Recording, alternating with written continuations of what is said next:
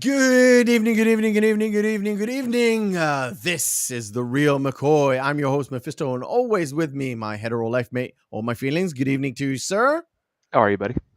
What is the Reel McCoy? The Reel McCoy is your weekly movie podcast where we ask you to go and watch a movie. You watch it, come back to us, and we break it down, tear it apart and into pieces, and we lay it on the table, and we scoop it up and eat it. There. That's my intro. I give it a 4 Get out it of 10. right. I give it a 4 out of 10.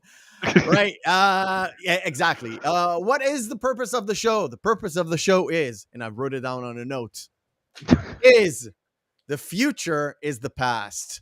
There's shit entertainment all around us, and we need to find good ones. So it is our mission to bring you one good movie, one splendid movie, and one terrible movie. Could be, right? All my feelings. We've ran into some major stinkers. There are a couple that were good. They were good when we thought, but in hindsight were very, very bad. Yeah. We thought they were good. Turned out they were awful, but it was still worth watching. Anyway, so we've got our lovely Jersey girl Jenny for the third time holding the absolute record, even though one of those times she had to leave midway through to pick up her son or something. Yep. But it was fun nonetheless. Yep. All right, let's say hello to chat. Hi, chat. Hello, I've seen you. Great. All right. This week we asked you, or last week we asked you to go and watch Wayne's World, the original Wayne's World. Party time, excellent. Yes, all that, and a little bit more. Yeah.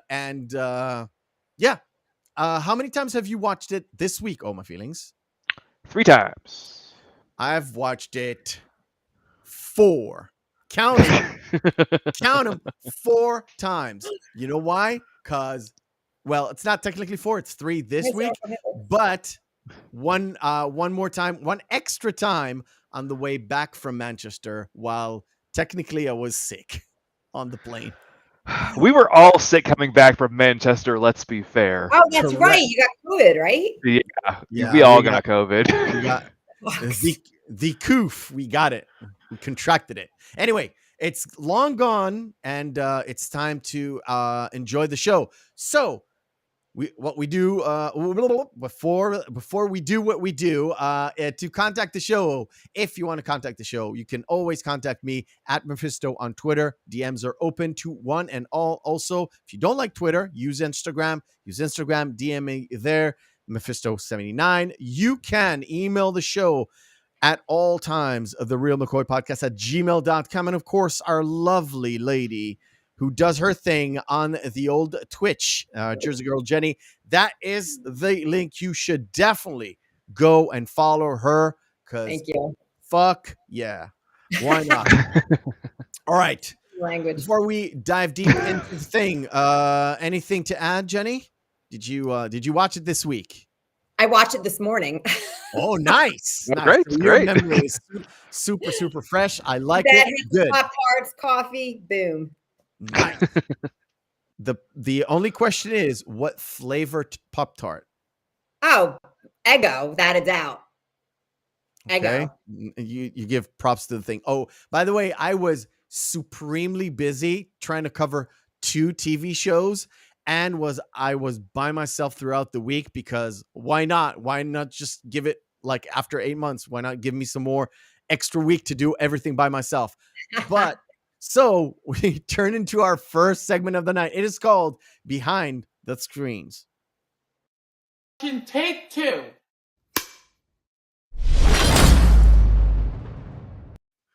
Yes, it is last week's Don't worry. Behind the Screens, but it is there.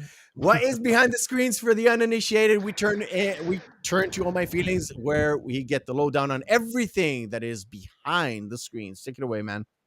Okay, when it was officially greenlit, it was the only second film that was actually based off of a Saturday Night Live sketch. The first one was The Blues Brothers. This was greenlight originally in 1990. The Blues Brothers was released on film in 1980, so it took 10 years. Yeah. Then we saw what happened after the success of Wayne's World. Saw that litany of Saturday Night Live movies come out because they wanted to reproduce the lightning in the bottle that was the original Wayne's World. Yep. Spheeris and Myers, Spheeris, who was the director, often bickered on set, so much that their conflicts resulted in Myers absolutely refusing to have her back as the director for the sequel. I've heard it. Mike Myers in this was kind of a diva. He's a little bit. He also admitted it. He said that he was very much a diva. Originally, they actually wanted to use a Guns N' Roses song for the now infamous headbanging scene. But Mike Myers adamantly refused and said that he would leave production if they picked any other song besides Bohemian Rhapsody. That's so funny. Okay. Yeah. Freddie Mercury actually got to see a screener of the headbanging scene because unfortunately he passed away prior to the film actually being released. But he actually said, I find it hilarious, and he gave his utmost approval of them using the song in the film. Nice. Awesome. Yeah. There's another one thing about that scene. I don't know if you've got it on your notes. Oh, well, how they had to eventually, the final cut, you barely see them move their heads. Yes, because they did that scene. I think it's 54 takes of the head, like just the headbanging scene. It's about 54 takes. Damn. And after the third, because it was the original dispute between Myers and the director, where she said, I need to get a good take. And on the third one was like, didn't you get a good take? It's like, no. Yeah, didn't you? Yeah. And that you can see at the end where you can see Dana Carvey and Mike Myers. They're both going. Yeah, they like actually both strained their necks while the people in the back were like wailing. Yeah. Yeah. Moving on, Gary Wright actually re-recorded Dreamweaver for this movie. For the scenes with Garth. It wasn't the original? No, it was a re-recording. Wow. Yeah. Okay. This is really funny. Tia Carrera actually performed all of the vocals on during while the film was being recorded, and then also on the soundtrack for even the cover of Ballroom Blitz. She did those are actually her vocals. Yep. So I knew that one too. It's interesting. Finally a movie that I know a lot of the stuff about. Yeah, that's weird. So again, obviously this is an easy one, but Dana Carvey clearly played his own drums because he's an amazing drummer. Yes. I was wondering about that. Yeah. Yes, it's actually him. He's a really good drummer. And that line there where because, dude, amazing, you're amazing. Dude. Yeah. I like to play. I love that part. Alice Cooper thought he was coming on set to actually just perform. He didn't realize he was going to have lines until they just gave him a script. Oh, that's so funny. Oh, shit, really? Yeah, he had no idea. The whole Milwaukee, that whole bit in the backstage, he had no idea he was going to perform that at all. Nice. What's really funny is I think you'd find this funny, Jenny, because you're such a big fan of Nikki Sixx. He was actually supposed to fly in to play bass on Feed My Frankenstein during the live production. Yeah, when they were filming it live. He just didn't. He couldn't make it. They different, like a conflict with someone who was on, like I think it was one of the later Motley Crue tours that he was on. Okay. They were on a leg there that he couldn't make it, but he was supposed to originally.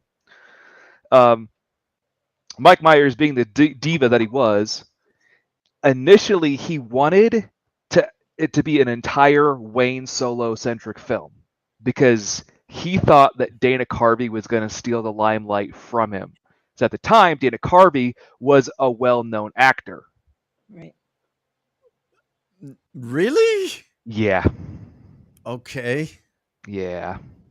Weird how things go, right? Yeah. Totally. So when Stacy gives Wayne the gun rack, yes, That is actually based off a personal experience that Mike Myers had with one of his ex-fiancées. Ugh. She gave him a gun rack as a joke.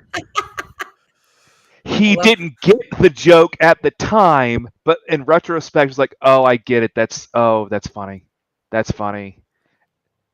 That had it Was it written into the script. Yeah. was it a Canadian girlfriend in Canada? Yes. Okay. So I Yeah. get the joke Yeah. cuz Canada.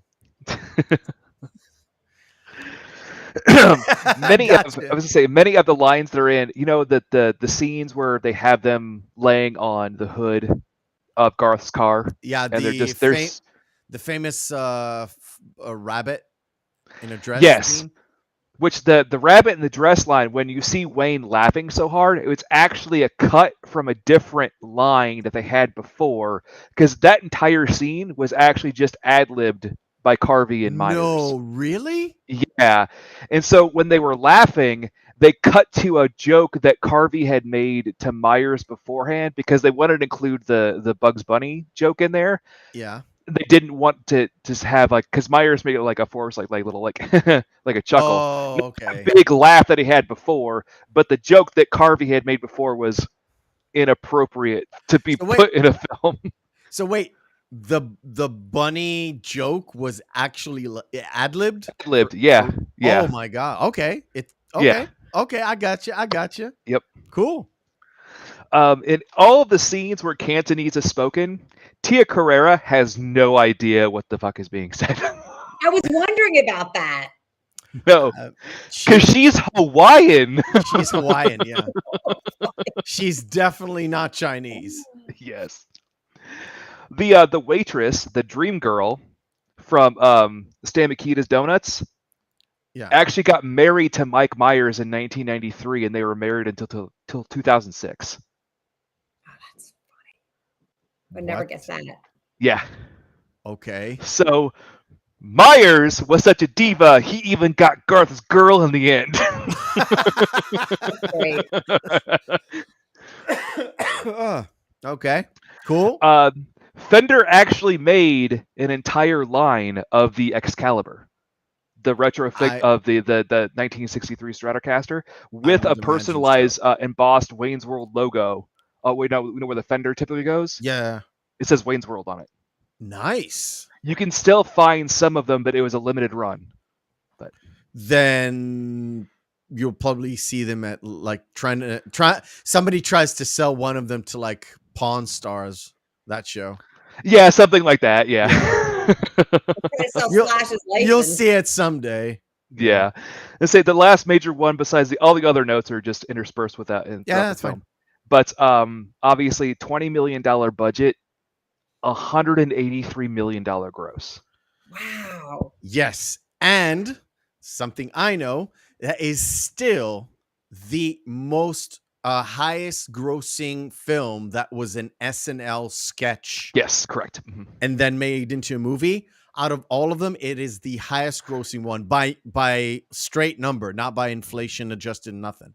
Mm-hmm. So, and what's funny too is that's why you saw that glut of all of those films come out, because Lorne Michaels went, holy shit, strike while the iron's hot. Let's put more of these skit movies out. Let's put an It's Pat movie out. Yeah, because that's gonna work. Do we accept cash? Cha-ching! Yeah, all right, cool. Let's get into it. Let's get into it. First, by the way, and there's a lot of like subtlety things. I don't know if it came from Mike Myers or was a Lorne Michaels thing. Is a lot of the little stuff that happens throughout the movie, especially with Rob Lowe, is because at the time Rob Lowe was a sort of a reject of the 80s. So it's 92.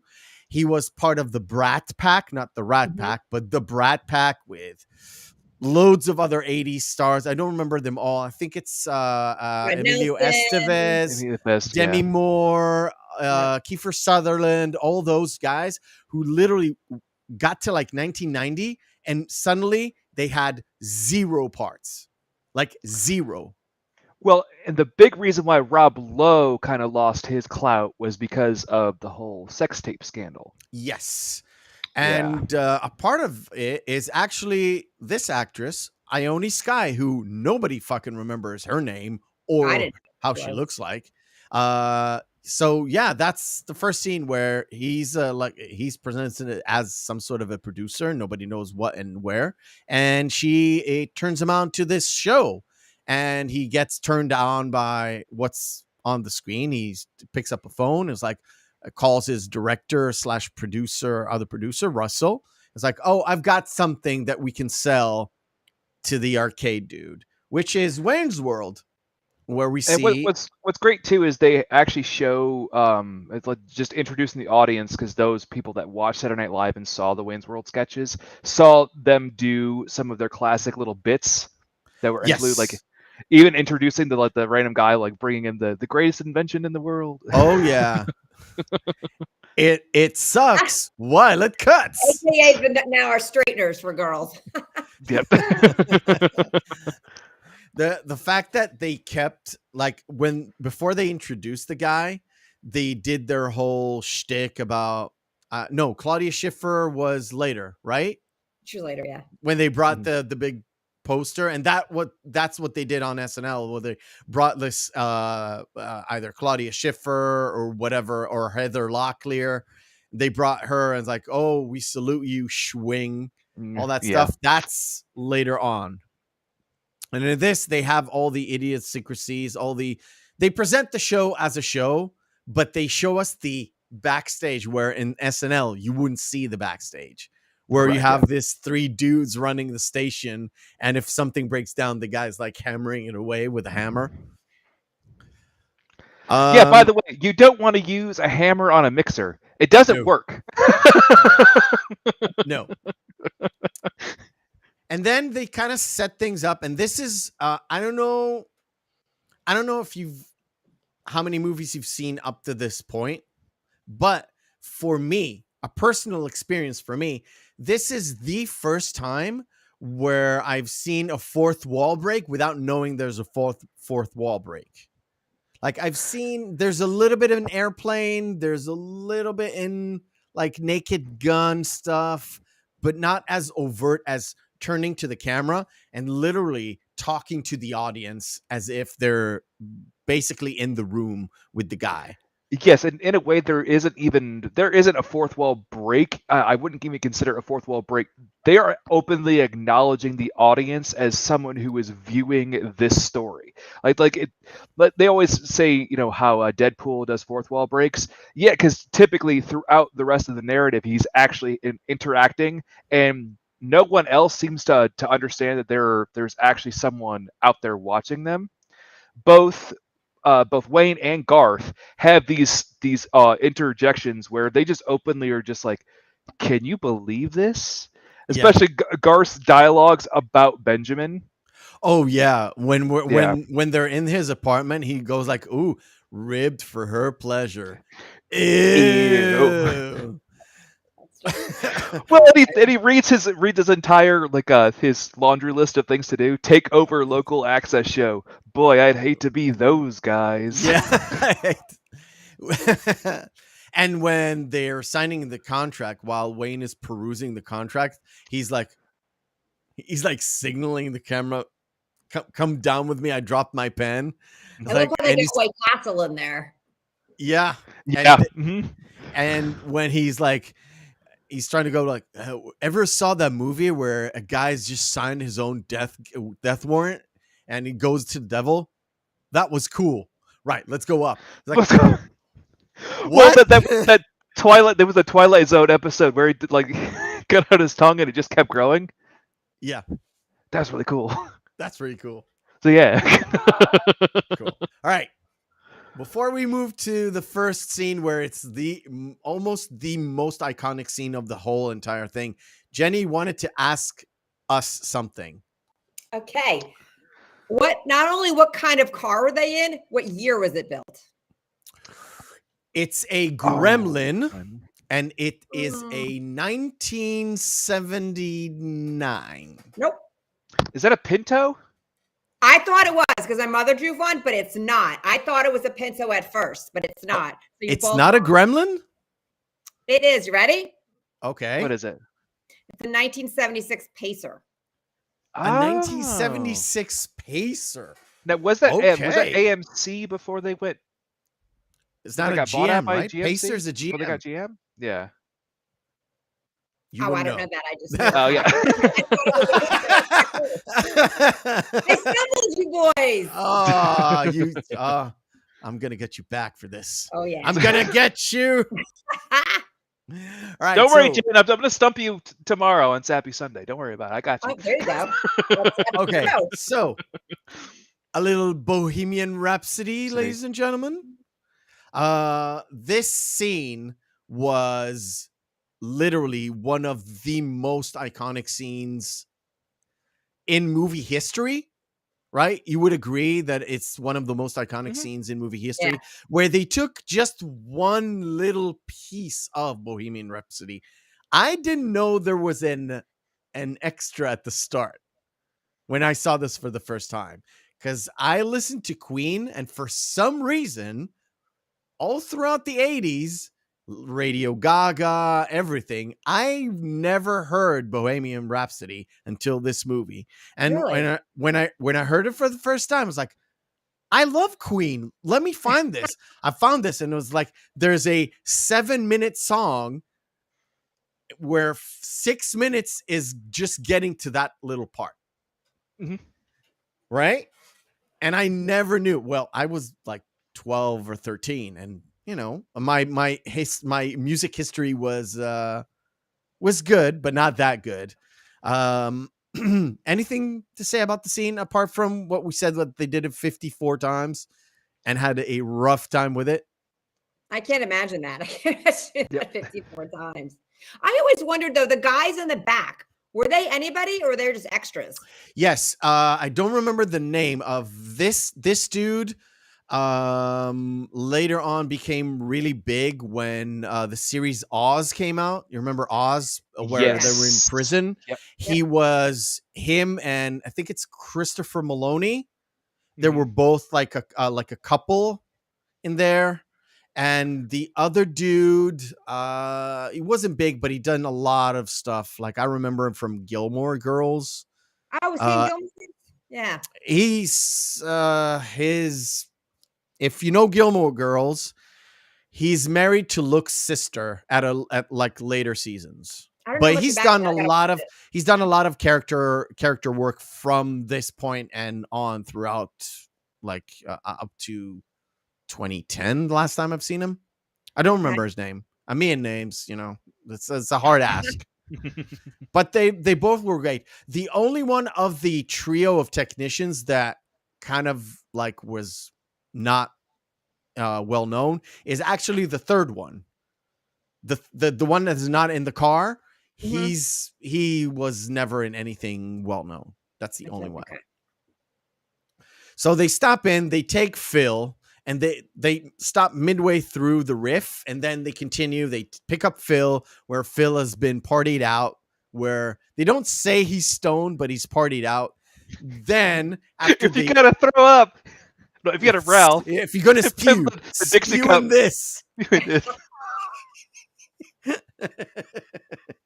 And then they go to the shop. It's Stan Mikita's. Stan Mikita's dope. No. They go to the guitar shop. Oh no, they do stop at the guitar shop. This again is the first time you see. Yeah, the first time you see Excalibur. Yeah, and we continue that fourth wall break where Garth is like, he does this every Friday, right, and then Wayne turns around. You're never gonna afford it, man. Live in the now. So Wayne turns around and is like, she will be mine. Oh yes, she will be mine. And then it harkens back to later with Cassandra. But they go to Makita. They actually introduce all the people that at the end help them to make the thing. They kind of present them while they do their, like, on their nightly activity, right? So the end of the show, they're moving on to have some grub. Well, what's interesting is there's even a foreshadowing of the cop saying that he had to Yeah. give cavity surgeons to all the people that were on the tour bus. Yeah, For it's him all to, about to what he does to Ben later. yeah, it's all about what I personally like, which is a good setup and a nice little payoff. And here we've got a whole bunch of these setups, and they actually acknowledge it. And I'll get to it when I get to it. So they're going to Miss Stan Mikita's. They introduce the cop. He stopped the tour bus. He does the thing. Then they go in, and we have Glenn. Glenn. They introduce Ed Glenn, O'Neill. and Ed O'Neill steals the show and literally steals the fourth wall where he talks to the camera. He's like, How come when you kill a man during war, it's considered an act of bravery, but when you kill a man in passion, it's considered murder? and Wayne's like, Okay. hello. And we get introduced to the old man with the closed out theme park, and we get to introduce to apparently his wife. Yeah, for later. Yeah, it's Foxy. It's the Foxy after. lady. Yeah, but it's anyway. Foxy lady. And then we have They show Wayne's ex Stacy, and then Yes. that's when she brings over the gun rack. rack. The line that he says, oh my god. As much of a diva as Mike Myers was during this, he steals the show with certain lines. Like this one, where he says, "If that's a severed head, I'm gonna be really upset." Yeah. And when he says, I don't own a gun, let alone numerous guns enough guns to necessitate a gun rack. Anything to add, Jenny? I was wondering if the older man, was he in The Wedding Singer? Was he the guy? If I'm thinking about the same older guy, the one who rips off the face. Yes.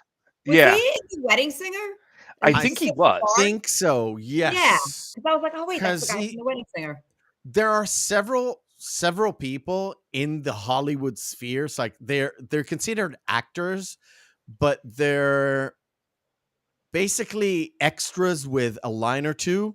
Yeah. And they don't really do anything, but they give you a little bit of character to whatever movie you're doing. And it's all over Hollywood.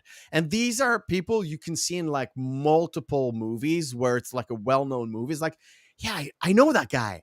I've seen him somewhere. Yeah, there was a couple in there like that. I was like, wait, that was that guy. That was that guy. And Al Bundy was in there. I mean, there's a lot of people in there. Yeah, Ed O'Neill.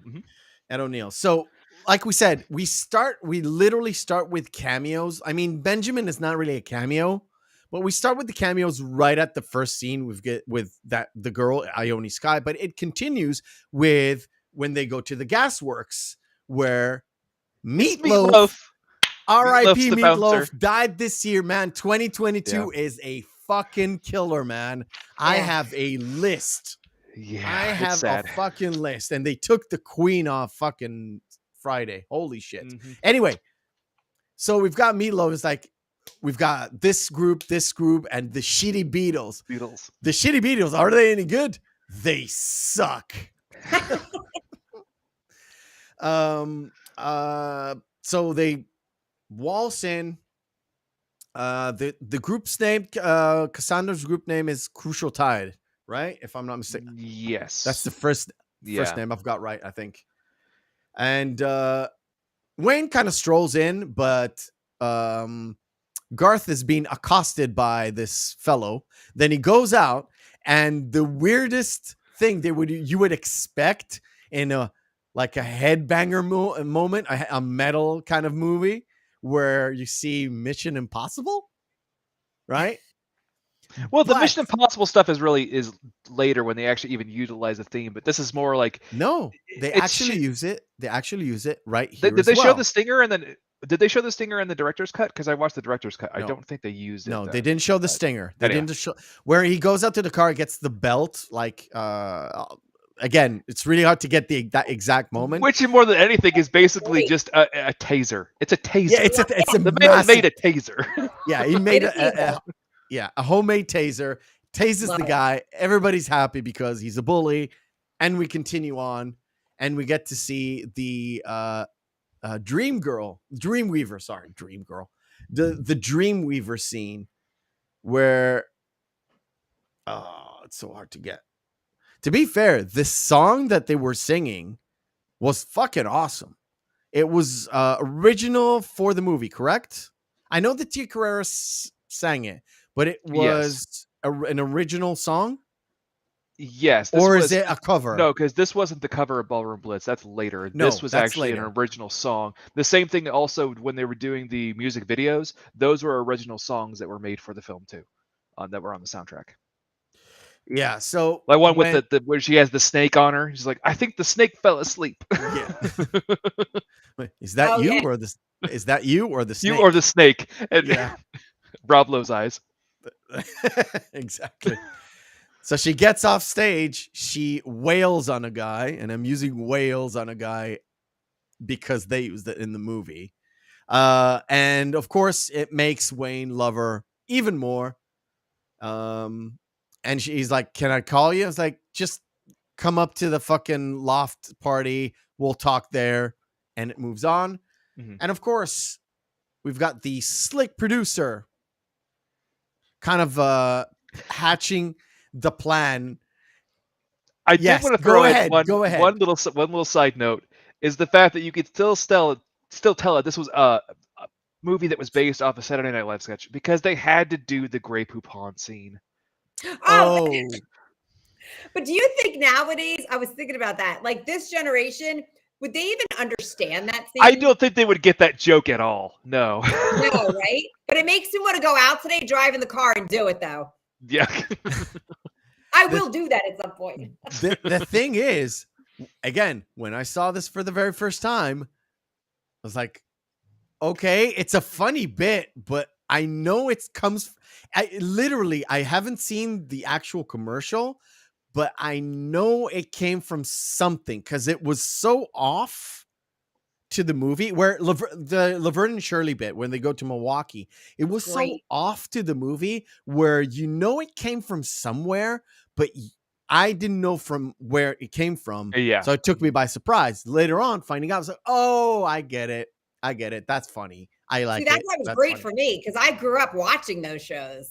I grew up when Grey Poupon started. Yeah. It was. Am I right? It's a commercial for. Yeah, like, it's a commercial. It's a commercial. No, they literally had guys pulling up next to limousines. It's like, pardon me, do you have any Grey Poupon? It was a spicy mustard. It was like a fancy spicy mustard. Yeah. And people would do that. So Benjamin is trying to sell Vanderhoff the thing. Oh, and he was in Home Alone. He was in Home Alone. Yeah, there was a slight cameo with him, and he was in Christmas Vacation as well. He's also Bill Murray's brother. And he's in every movie that Bill Murray is in. Yes, so he's in Scrooge. He's in Ghostbusters. He's in that's right. Groundhog. He was the head of the company in Scrooged. That's right. I think he's also in Stripes, but I don't remember. I don't remember if he was actually in Stripes. So that's Noah Vanderhoff. He's being manipulated by Benjamin and by Russell that he suddenly thinks it's a good thing to have Wayne's World as like being a sponsor for Wayne's World, where it's whatever. Benjamin, you have to give him credit. He's very Machiavellian in his schemes because he had it set up because before, when they were first watching the episode of Wayne's World with the girl in the bed, there was a commercial for Noah's Arcade that was on the TV before that. So immediately he put two and two together and went, I got an idea. All right, cool. Where am I? There.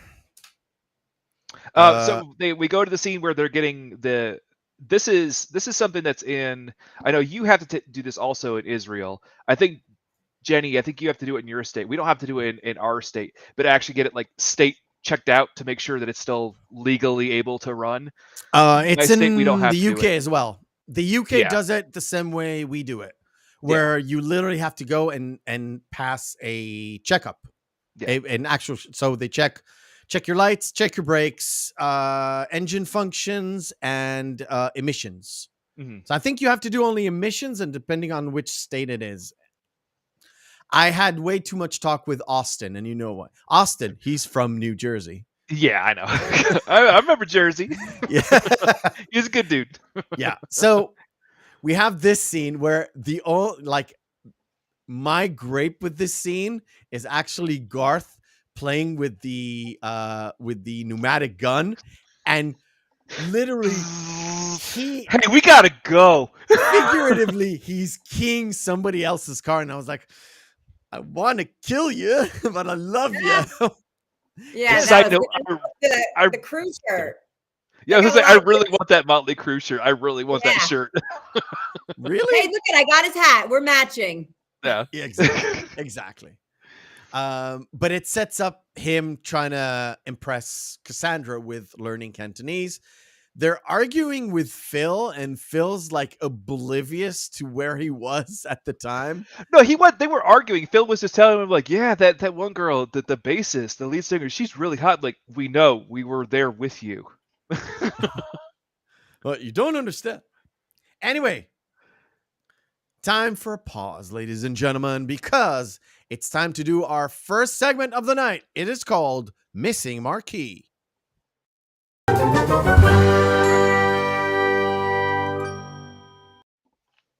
Missing Marquee for the uninitiated was we take 10 posters of movies, have their text written off, we display them, and Jenny, and of course you guys right there, you're there for me. You guys out there in the chat will guess which movie this is. Remember, you guys in the chat, this is YouTube, not Twitch. We've got a very big gap between us and you, so go ahead and try your very best. We will display them as such.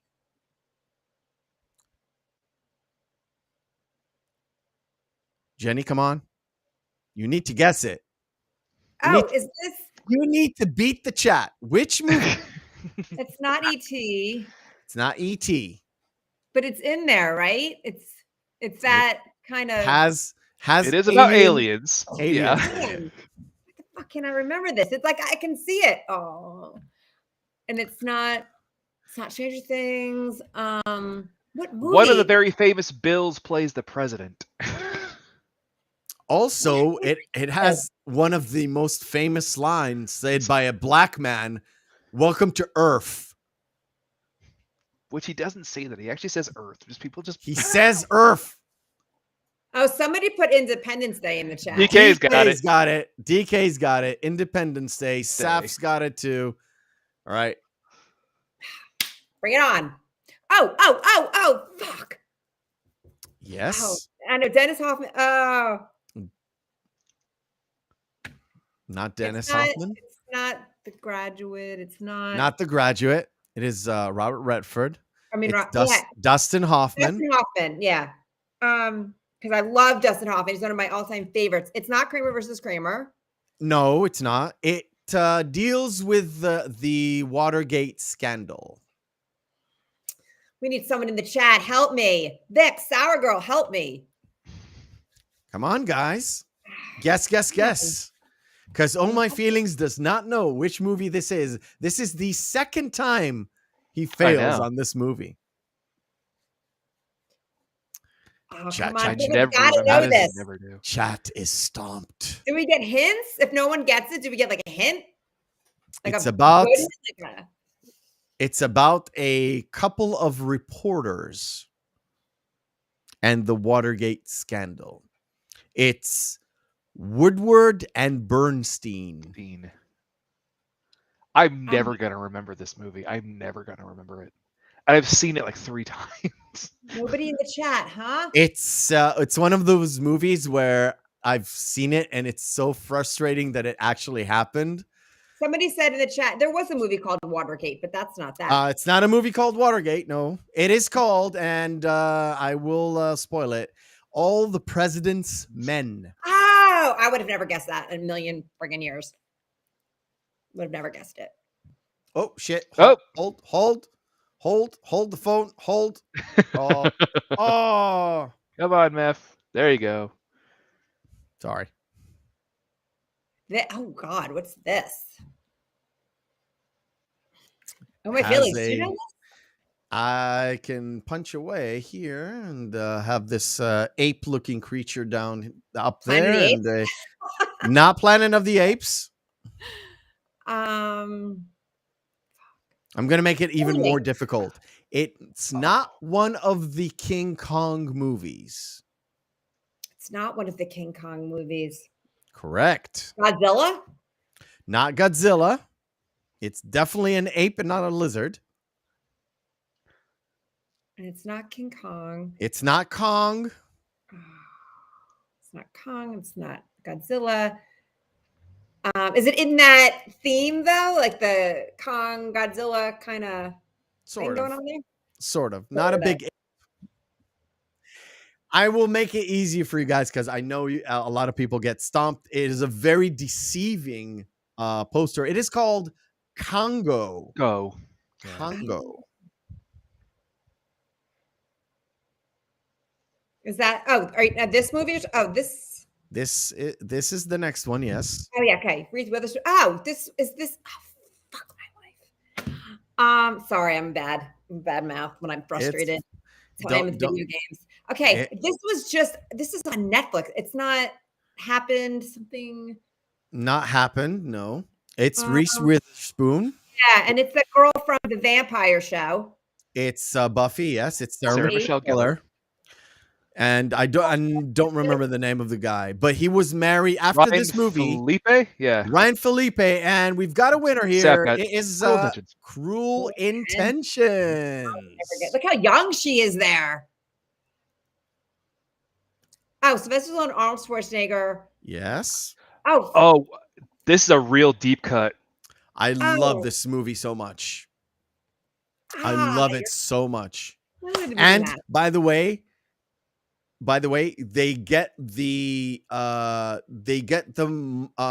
Muslim religion very correctly in this movie. Surprisingly so, by the way. Mm-hmm. Oh my God. It's a movie about Stallone intentionally putting himself in a jail. In prison. Because he's the best at what he does. That's the tagline for the movie, right? I do believe. So you know the movie Oh My Feelings. You know it? Uh-huh. He knows it. Oh, yes. I'm the only one who doesn't. Well, the chat doesn't either, so it's not just me. I'm bringing them down with me. It's fine. It's not the Expendables. No, it's not the Expendables. Expendables came before this one, actually. Even three came out before this movie. Yeah. Man, Stallone is very prolific. We're gonna kill her, be like, duh, I didn't know that. I feel like it's one of those. It's called Escape Plan. Oh, I would have never gotten that. This one, this is animated. All right, I gotta if you don't know, we'll give the chat. Oh, by the way, we've got it. We've got somebody in the chat. Sour Girl got it. Are they talking about this or the other one? I think they were talking about the other one. Yeah. Saf, it's not the Jailbreak trilogy. They made Escape Plan 2 with Dave Bautista. It was so bad. I just couldn't. It was just awful. This is only one of Miyazaki's films that I actually like. So I know Chad will hate me for that. Go ahead, Oh My Feelings. This should be Howl's Moving Castle. It is Howl's Moving Castle. God, you're giving some hard ones, man. Seen this movie a couple of months ago. And by the way, we just talked about this not that long ago. It is now in the US in limited release in several states on the big screen. They released Jaws 3D for 4 or 5 days, and then they released this. It is now in theaters, in several theaters, limited edition, now on the big screen. Sour Girl, you got to know this. Sour Girl and Vic's got to know this. Wrath of Khan, somebody says, or whatever. It's the Wrath of Khan. It is the Wrath of Khan. It is the second Star Trek movie. It is fucking a phenomenal movie. It's actually a good movie. I'll have to watch it. We got a couple more. Do people still say the word like they did in Wayne's World, like not? Do people still say that, or that's No. mental? No, No. right? I was like, they don't say not anymore. No, they don't. They I don't. don't even think they say mental anymore. What is that? All right, that's Bruce Willis. That is Bruce Willis. And is that one of the Wayans brothers? That Yes, is Damon David Wayans. See, I know my Senior, shit with that not stuff. junior. Some of the actors that I'm all over, but the movie, I didn't even know that This movie did really badly in the on the screen in the theaters, but it did gangbusters in the rent market. Really? Oh God, the renting days. Rewind your Yes. tape and bring it back. Mhm.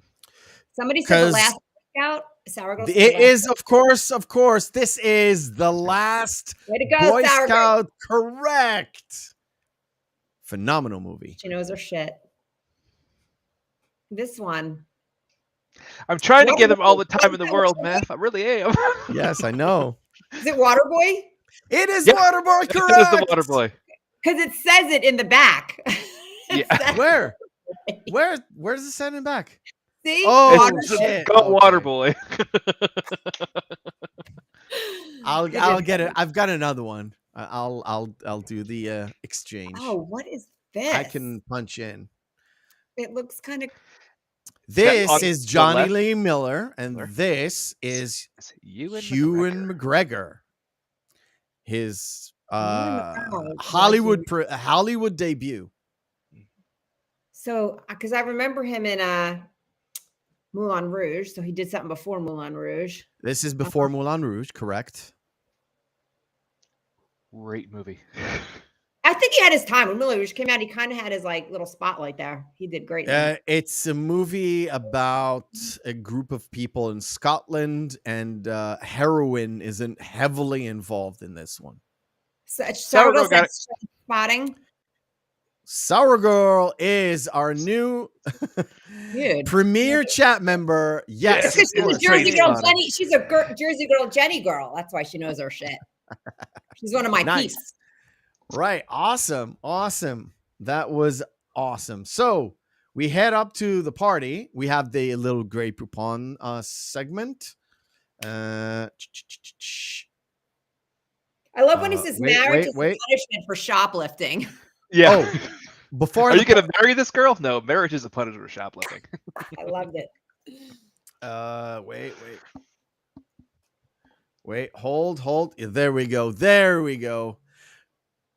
Jumping back into another show, right? Basically another SNL skit where they do their show on a Friday. They have Claudia Schiffer and they salute her, of course. And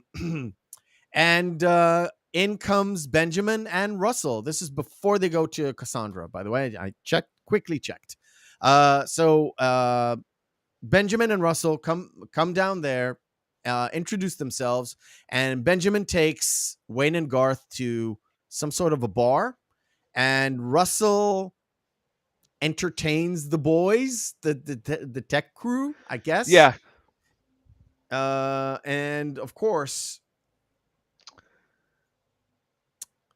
they're offered $5,000 each. Excuse me? Baking powder? I thought you said we're gonna get paid for doing Wayne's World. And when he said that, a bulb went up in my head because I'm crazy, and I will take this 92 movie into 2022, where a lot of YouTubers or streamers are literally doing the same thing as Wayne's World. Wayne's World is a cable show, correct? Mm-hmm. Is a public access show. Public access show where we didn't have a public access show until like 98 or even the 2000. Mm-hmm. But public access shows are actually now whatever streaming you're watching, whether you're watching more of a gaming stream on Twitch or IRL, it's more akin to IRL streams where it's just a girl in her bedroom or a guy in his room or bedroom or whatever, just doing a show. This show is like a public access show, right? So Wayne's World, We have about the same budget. barely the same budget. It's something like $250 for the full year, right? That's about it. So it kind of clicked on me that this show is just, it's not exactly like Wayne's World, but it's sort of a similar thing. Yes, I know I'm a bit sappy. Well, no, I get what your point there, because if you look at it, how Twitch is a platform that has just everything you can think of. You can watch like old school, like old school public access used to have Bob Ross on there doing painting, or they would also have, before he went to PBS, and they would also have cooking shows on there, and that's a huge market on Twitch. It's or just, hot tub girls. That's a huge market on there. Exactly. It's basically, well, they wouldn't have that on public access back in the day, Jenny. But well, they would on HBO maybe. Yes, but that's not public access. Yeah, but that's the thing. It kind of gave me a new look when I thought about, and I don't know why it came up during the conversation itself, where what he said was, "Oh, you mean to tell me I'm going to get paid to do a show that I would do if nobody else watched?" And no one feelings knows about this. We've talked about this so many times. We don't care if nobody actually watches, because all we do is have fun on our Saturday. For him, it's an afternoon, but for me, it's a Saturday night. It's just having fun, talking to friends. My show is one big therapy session. So, yeah. So literally for you, it's a therapy session. For us, it's just picking a movie, watching it during the week, maybe watching it to death during the week, because, me and him were a bit, crazy. Well, I'm crazy. And just enjoying a couple of hours, just talking about it, having like goof around and enjoying it. Enjoying the actual movie itself. Like you'll start at something and then your show could just go somewhere in a different direction you didn't even plan. And that's the best kind of show. And we don't expect anybody to come and watch. We're here. If you want, join us. Oh, that's it. Awesome. I think it's free. It's fun. People hanging out. It would be fine to get we got $5,000. Got that. I would love to be that, but I don't expect it. It's just funny though. It's just funny. Well, moving on. So before that too, that's also, we had the during the dinner with Benjamin. That's where we got that extra first wall break, where Garth himself actually pulls down and wants to talk to the audience. And he's like, well, I don't really trust this guy either. And then he makes that line about the Twilight Zone episode. Yeah. And in between there too, where it says like, yeah, we had a lawyer, but yeah. That's good. I like that. Yeah, I liked how he was like knowing the contract. Yeah. Yes. Yeah. Just like, I like what you did there. Yes, I agree with that. I was trying to figure out all the posters in the room. I was trying to, figure out in his bedroom in the beginning when he had all the posters. I was trying to see like. Oh, that's a good question. Later, actually. I think I'll try to get that specific spot. For Garth, you mean, not for Wayne, because you don't see Wayne's room. No, for Garth. Yeah. We'll get to it. We'll get to it. It's soon, actually. So we have the scene where they're walking through, and we have Stacy walk by, and that meet.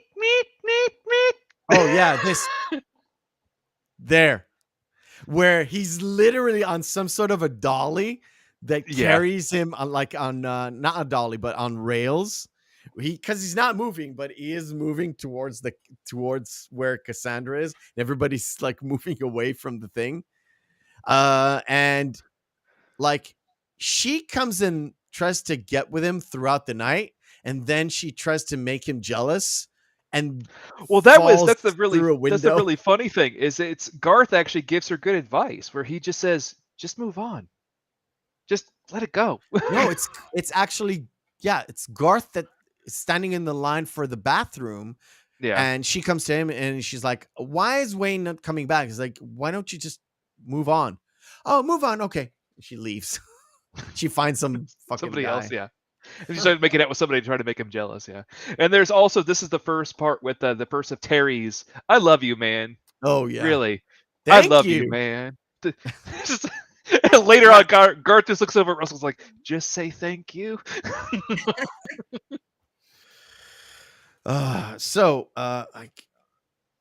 Wait. There is a scene with Cassandra where Ben approaches her and says like, "Well, I'm not trying to pick you up." She's like, "Well, I'm good. I'm glad you aren't." I'm glad you Tries aren't. to set up Yeah, her with I'm a with a contract producer. as well. Yeah, I'm a producer. Your band is good. Can we do some things sometimes? Like, well, yeah. She blows him off, and when she leaves, there's another girl coming in and it's like, hello. That's standing right next to Yeah. she's like, "Oh, hello." Yeah. And we got the conversation where they literally talk in gibberish Chinese. Kazang. By the way, this is the gif from the entire movie. Like, this is the most well known, Yeah. right? Huh? People are using this thing constantly, and most of them don't know where it comes from. They know maybe it's Wayne's World because it actually says The Wayne's World, hat, yeah. but they haven't seen the movie.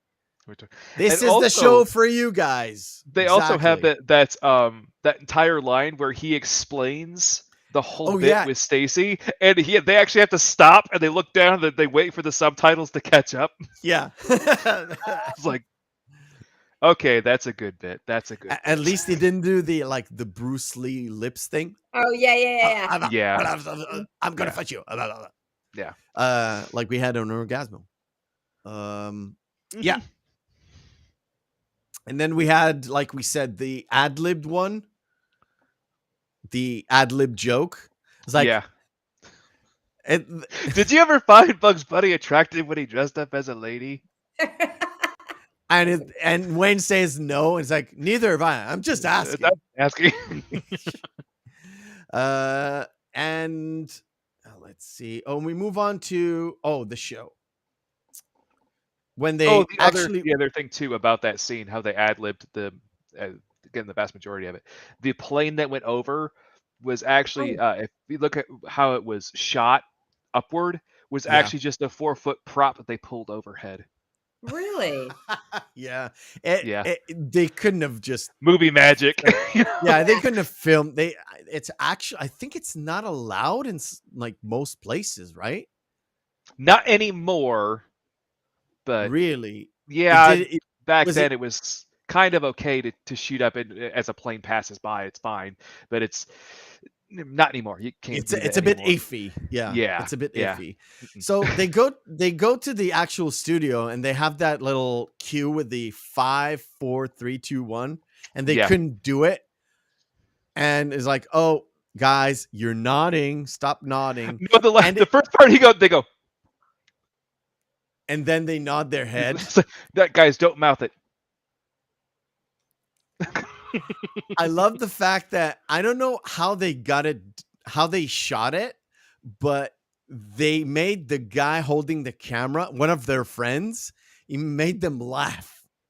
Yeah. He made them laugh. So I'm guessing there's the 2 camera action while they do that, because it seems when he chuckled, it seems like it was very much like in the moment, but I don't know, movie magic. Yeah. Well, there is the one guy who's operating one of the cameras, who is just hitting on Noah's wife, and the other one while Wayne and Noah are meeting, and he also passes by again, as you said, Jenny, people don't say not anymore or bogus, but that whole thing with a sphincter says what?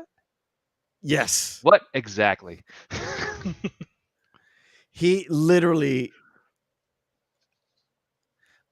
where he's hold there. It literally, he doesn't understand. And when Benjamin kind of catches on to that, it was like, okay, it's time to go. It's time to go. And he leaves. And that's about it, right? Anything to add, Jenny? No, that was a great scene, though. I mean, there's just so many good scenes in this movie. It just keeps going. The next scene is something that I have to defer to you guys. At first, it starts in Garth's room. You wanted to see the posters, so yeah, I was trying to see. Because I know they had right on the shirts from Van Halen. They had Crew. There we go. I can't really punch in. I think there's a Priest poster. That's a Judas Priest poster. Yeah. There's an AC/DC, AC/DC Cooper, poster here. Zeppelin. Thin Lizzy, right there. Surprised it's not a Cooper, Crew or Van Halen. Zeppelin. We Oh, have that's all like the. when he says you can't play Led Zeppelin with a guitar. No Stairway to Heaven. Yeah. It's like no Stairway. Yeah. Denied. Now I'm thinking about the music. Like they had Mickey in there. Yeah. Oh, I have a question to ask, which I know the answer to, but I'm going to ask it anyway. So they go outside, and this is where I defer to you guys. They go outside and play. So that's a very suburban thing. Yeah, that's just street hockey. Yeah. Like for us, there is no way, even on a Saturday where there's almost no traffic in the morning, there's no way people would do this. Well, now times are different too. People want their kids to do it now, but in here, these kids are brought up in a school shooting, bombing generation, kidnapping. So parents don't really let their kids do that anymore because it's so crazy. But that's the norm. Like me, it was like kick the can in the middle of the street. Who cares if there was a car?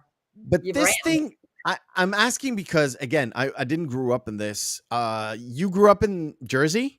Yeah, we did that all the time. You grew up in Aurora? Not Aurora, I know. I don't want to give it away. Very close, but yeah. Very close. But I know where you grew up because you told me. Yeah. But this is basically the setting. And I like the fact when it's like, okay, we see a car, move away, come back. Oh, yeah. Game on. Game on. Or you didn't care. Or you just didn't care. You're like, well, they'll stop and whatever. That could happen too. Yeah. We would play that and then order pizza and eat it in the street. Oh, that's fucking awesome. And when the lights went on is when you went home. Yep. Yeah. For us, it was mostly, soccer, and we didn't do it in the street. We actually went to either somebody's not really backyard, because I grew up in a very highly dense urban area where we had apartment buildings. Okay. And we had on like the yard was everybody's yard. So everybody had a long around like a 3-4 story house with 12 apartments, right? We had a yard for everybody. So if there's kids in the building, they would probably stay there. Or if you're close to the school, then let's meet up at school when the school is closed. And the schools had like everything was closed, so you passed through the bars. You had somebody pry open bars, and everybody would go through and play during a Saturday or whatever, or Friday afternoon.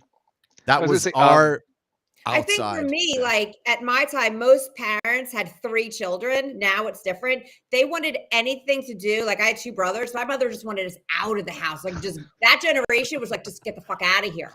Like leave me alone. Because there was a lot of stay-at-home moms. Let me do my shit before dad gets home. Yeah. Don't like when you go out until you're raw. Yeah, when you come back in, don't fucking you step on the fucking rug. Because otherwise. We were setting fires. We were trying, and I was in 5th grade, and we're like drinking, and it's different. Like my brother didn't want to go to school, so we called it a bomb scare. Like now, forget it. That's like, okay, now you go to prison, son. It's Jersey. It's Jersey. Yeah, we could do whatever we wanted. Parents just crossed their fingers. We were smoking, everything. It was great. Awesome. Good times, man. Good times. I was just gonna say, did you change anything from that screen? The street hockey scene right there? Yes. Do you want it back? Oh, do you want the bicycle scene? Oh, my camera. I was just it was just my camera. Never mind. It was just the perfect setup because he said that Led Zeppelin didn't play music that everybody liked. He's like, they left that to the Bee Gees. I was like, yes. Oh, that line hit home when I was a teenager. Oh my god. Yeah. Not the year I watched it for the first time. At 15, 16, where I didn't know metal, but suddenly I knew everything about metal, right? Yeah. So all the old stuff, and then incorporate the new stuff, that's where I kind of formed all the stuff I like. I was the only girl in a Jersey Italian family with 2 brothers, so I had to like know all the bad shit and keep up. Like my first concert in 5th grade was Iron Maiden. My dad took us to see. Oh, Quiet Riot. That's a way to cut your teeth. a hoot and a half, right? Yeah. This scene where she goes over, she's like, "Oh my god!" And she pops up, and she's okay. That would be me. Now, the thing about I know about this scene, I don't know if you have it in your notes or not. Mm-hmm. Originally, Mike Myers didn't want to have this scene at all. I don't mean the hockey scene. I mean her like falling off a bike. He thought it was sort of a cheap joke. And in some sort of screening that they had for producers or like a test screening, a lot of people kind of resonate with this. They thought it was just hilarious that she actually she's so in love with Wayne that she falls over and then she gets up and everything is okay. So nothing actually really bad happened to her. Right. They loved it. And it was one of the scenes where they used in the original trailer for the movie, where it was one of those hooks where, oh my God, that happens? Let me go watch the movie. Right. And also, he also wanted to have it removed because he was actually trying to not really reconcile, but he felt bad for some of the lines that were utilized throughout the film describing his ex-girlfriend that Stacy's kind of based off of, including the gun rack joke, but calling her the psycho hose beast. And so, moving past, I know we kind of not skipped on almost any scene, but we're going to start skipping because they're at the store. Again, we said there's one line just real quick with where they have Cassandra and Wayne in the car, and just one line that he says, I don't know why I find this funny, but I nearly howled laughing because I completely forgot this line. It's like, I thought I had mono for a year once. It just turns out I was really bored. Yeah.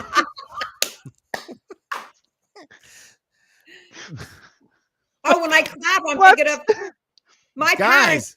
That clapper. Oh yeah, guys, who is this? Because for years.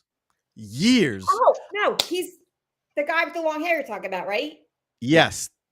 That's not Fabio. I thought for years he was one of the guys from Poison. Really? Yes.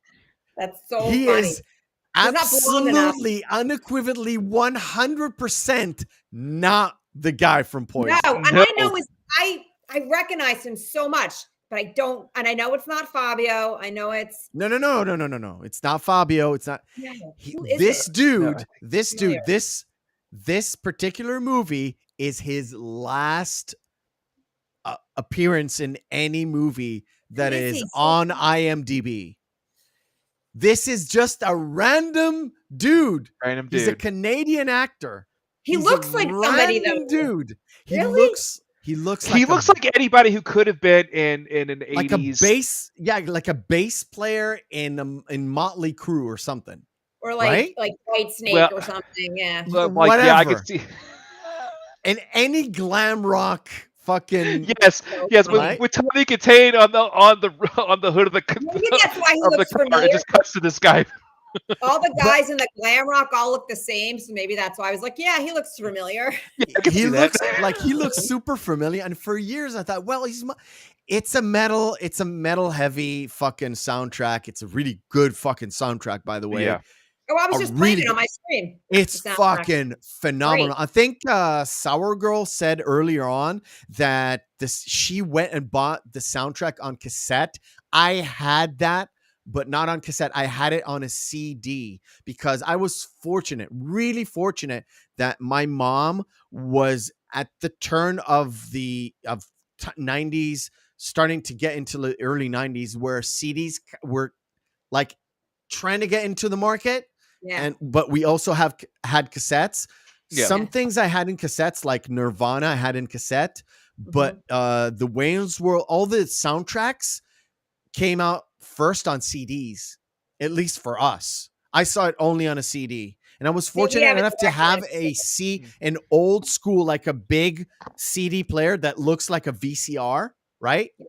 And I was one of the first people in my sphere of friends that had the 4 CD changer, where when it came, it's like a big thing that comes out and it's 4 CDs. We had them in the cars. You could do it in the car. Yeah, you can do it in the cars as well. Yeah. We didn't have it in the car. We had it at home. But yeah. They typically would have those in the trunks of the car, though. I remember that. Which I always found odd. Some. But every time you went over a bumper, it's like... Yeah. So anyway, we have that. We have the entire setup where we have Dana Carvey showing how phenomenal he is on drums, and we get to see Wayne finally buy the one thing that he wanted, and then it goes right into there is the bit with Russell where he's talking to Ben, and he actually says, "Yeah, that'll happen." Not. Yes. And he looks at him and goes, "Oh, I'm sorry." I'm sorry. You see Russell slowly being changed throughout the film by working with these guys. The thing is, I skipped over the scene where Benjamin comes to Garth and is like, we want to make a change in the show. And Garth is like, we fear change. Yeah. And he was so scared. He literally beat the fucking hand. Oh, it is right? With the hand that moved. Yeah, that moved. Oh, yeah, when he's hammering it. Yeah. Yeah. But then Benjamin comes to both of them and says, well, you've signed a contract. Noah is going to be our sponsor. And we're not going to sell just the ad setup. This was phenomenally good. It was so good. This whole scene is fucking hilarious. The cut from the Pizza Hut scene to Garth wearing every head to toe in Reebok. And it's like, sometimes I just don't know. Some people just do stuff for money. I don't get that. Stuff for money. Yeah, I don't get it. And it's like, oh, that's so good. And they did the setup with the Pepsi, because we're a voice of a generation. Yes, that was great. I have a headache. Pizza Hut was at its prime then, man. It was Pizza Hut at its prime. It was Doritos at its.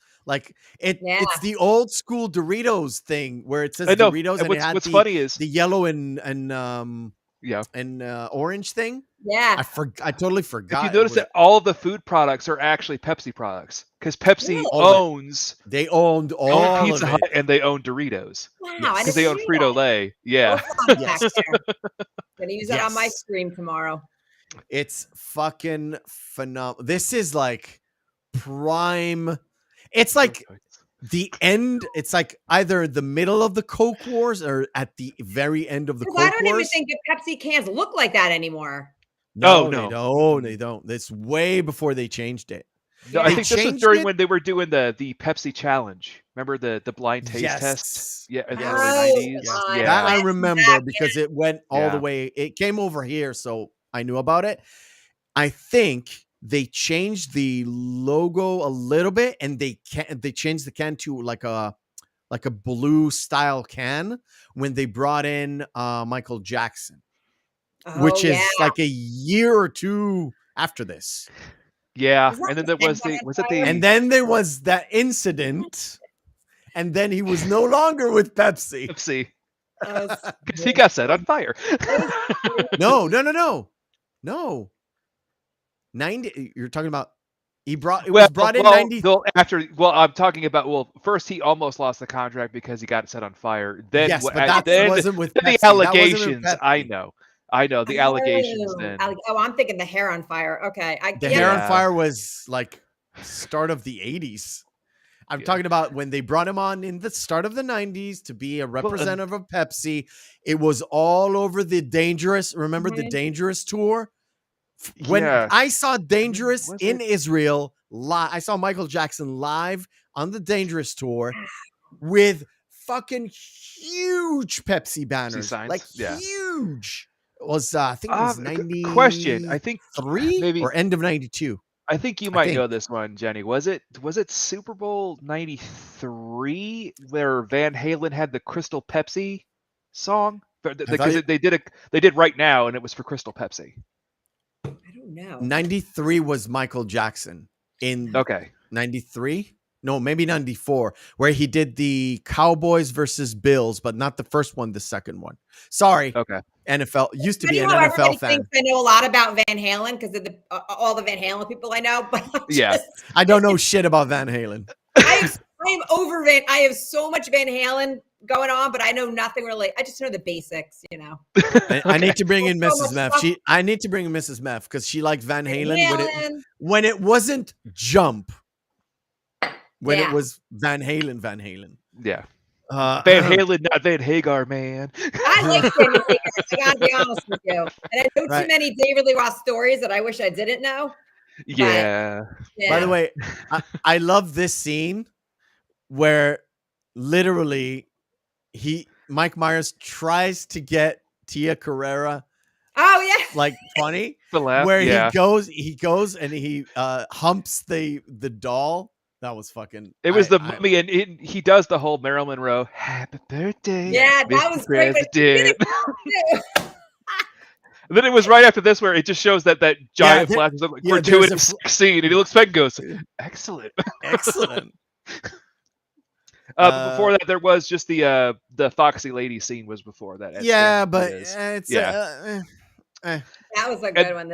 Yeah. And it was the second story of Glenn where he just goes, if you stab a man in the chest in the dead of winter, steam rises out of him. The Indians say it's a soul leaving his body. It's like, hello. Okay. And it's like, hello, wow, Al Bundy is a little bit intense. Yes. Then they have the meeting at Ben's penthouse, where we have, Garth's entire. The whole panning shot of him talking to the camera is just fantastic because he walks in, he picks up. I was like, look at his reading material. It's like how to pick up chicks. Yeah, how to get wealthy, how to do this. It's like, it kind of reminded me of Charlie Sheen a little bit. In Wall Street. Yeah, a little bit. Maybe I don't know if they meant to, but let's put it aside. It's fine. It's just a fleeting thought in my head. And of course, Rib for her pleasure, where we know it's definitely not. Yeah, but there's also everything that was like, I really don't think we can trust that guy. And then his laundry list, like I feel bad for those guys taking over the local cable access show.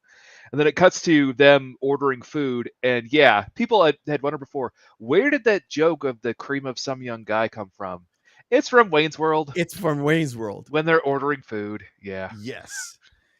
I like the fact that like Wayne is like, ooh, you can really hock a loogie from here. And he actually does it. Does it? Yep. And he actually does it. And I was like, you asshole. You fucking asshole. And he does, what I do all the time, F. What? Being just super pedantic about things. It's like, well, actually, technically, all champagne is from France. If it's not from that particular region, it's just sparkling white wine. And I'm thinking, what? I just had champagne delivered from Italy, so I'm just like, Yeah, champagne from Italy is not champagne. It's just sparkling white wine. By the way, they make excellent sparkling white wines, and they're cheap and they're fucking good. Mm-hmm. Trust me. Right. We've got like a half an hour left on the movie, and we've got about 40 minutes left on the show. So we're gonna jump into our second segment of the night, because otherwise we won't be able to do it. All right. Second segment of the night, our fabulous game called Screen Fighter. Round 1, fight.